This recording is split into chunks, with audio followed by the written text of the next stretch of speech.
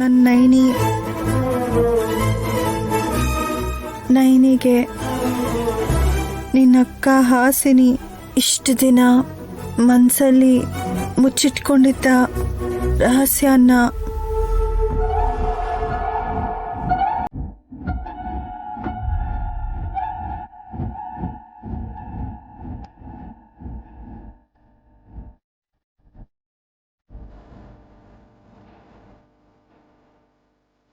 ಎಲ್ಲಿ ಬರೀತಾ ಇದ್ದೀನಿ.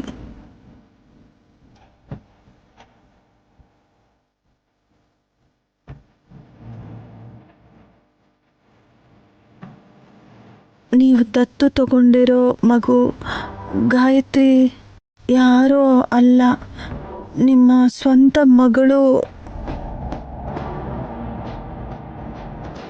ನಮ್ಮ ಗಾಯತ್ರಿ ಅತ್ತೆನೇ ಅವಳು.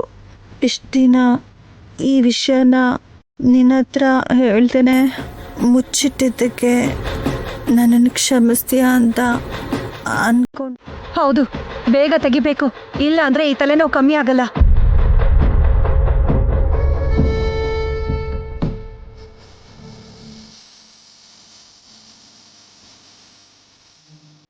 ಅಯ್ಯಯ್ಯೋ, ತಿಲೋತ್ತಮಗೆ ನೈನಿಗೆ ಗೊತ್ತಾಗ್ಬಾರ್ದು ಅನ್ಕೊಂಡ್ರೆ ಹಾಸಿನಿ ನೈನಿ ಕೈಗೆ ಕೊಟ್ಟಿದ್ದಾಳೆ.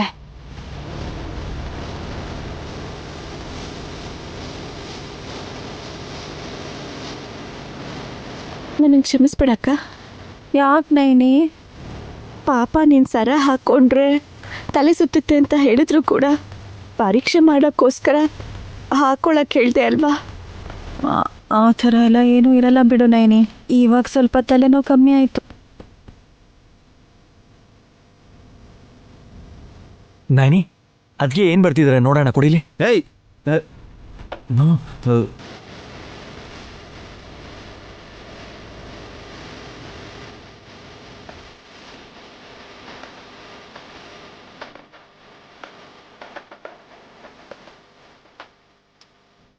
ಏನದಕ್ಕೆ ಹಿಂಗೆ ಮಾಡಿಬಿಟ್ರಿ?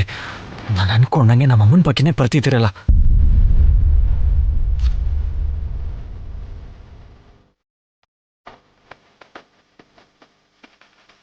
ಏನು ಬರೀದಾರ ಬ್ರೋ ಅದಕ್ಕೆ?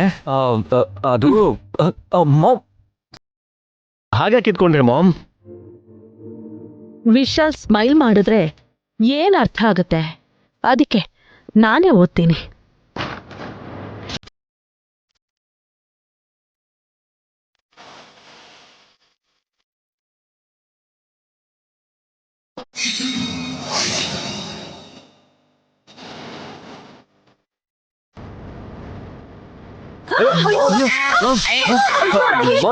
ಏನಾಯ್ತು ಮಾಮ್? ಮಾಮ್ ಏನಾಯ್ತು ಮಾಮ್? ಮಾಮ್ ಮಾಮ್ ಏನಾಯ್ತು? ಏನಾಯ್ತು ಮಾಮ್? ಅದಕ್ಕೆ ಅಯ್ಯೋ ಅತ್ತೆ, ಮಾಮ್ನ ಹಾವು ಕಚ್ಬಿಡ್ತು ಬ್ರೋ. Ma'am, ma'am ma'am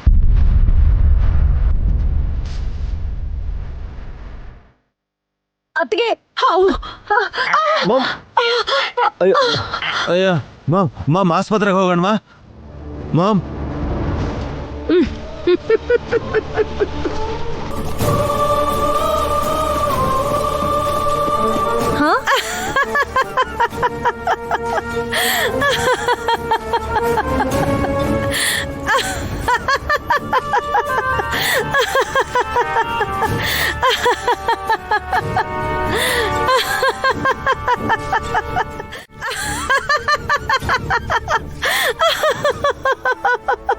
ಯಾಕತ್ತೆ ಹಾಗ್ನಾಗ್ತಿದ್ದೀರಾ? ಹಾವು ಕಚ್ಚಿದ್ರೆ ನಿನ್ ಬಾಯಲ್ಲಿ ನೊರೆ ಬರೋದು ಬಿಟ್ಟು ನಗು ಬರ್ತಿದ್ಯಲ್ಲ ಅತ್ಗೆ. ಸರ್ಪ ದ್ವೀಪಕ್ಕೆ ಹೋಗಿ ಜೀವಂತವಾಗಿ ಆಚೆ ಬಂದಿರೋ ನನ್ನ ಯಾವ ಹಾವು ಕಚ್ಚಿದ್ರು ನನಗೆ ವಿಷ ಹತ್ತಲ್ಲ ದುರಂದರ.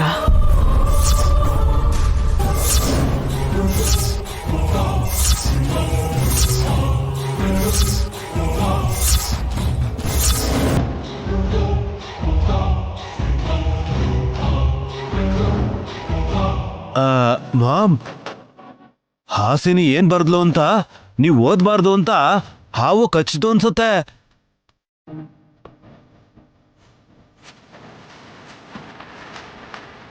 ಅದು ದೊಡ್ಡ ಬಾಟಮ್ ಆಗಿದ್ರೆ ಈ ಸಲ ಅದ್ ನೋಡಿದ ತಕ್ಷಣ ಅದನ್ನ ಸಾಯಿಸ್ಬಿಡಿ. ದೊಡ್ಡ ಬೊಟ್ಟಮ್ಮ ಅಲ್ಲ ಸುಮನ, ನಾಗರಾಜ.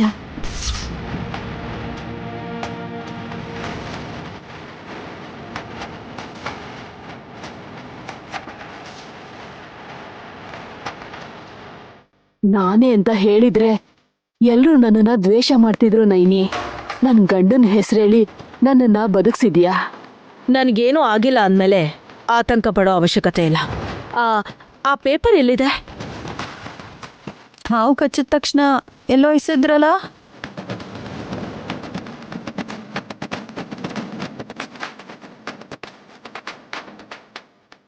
ಅಯ್ಯೋ, ಗಾಯತ್ರಿ ಪುಟ್ಟಿ ಹತ್ತಾಕ್ಬಿಟ್ಲು.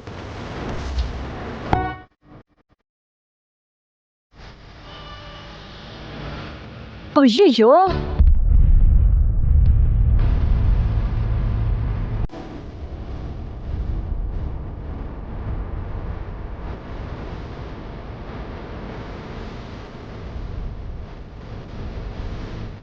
ಸರಿ ಹೋಯ್ತು. ಹಾಸಿನ ಅದಕ್ಕೆ ಏನು ಬರ್ದಿದ್ದಾರೆ ಅಂತ ಅವ್ರಿಗೆ ಕೂಡ ಗೊತ್ತಿಲ್ಲ.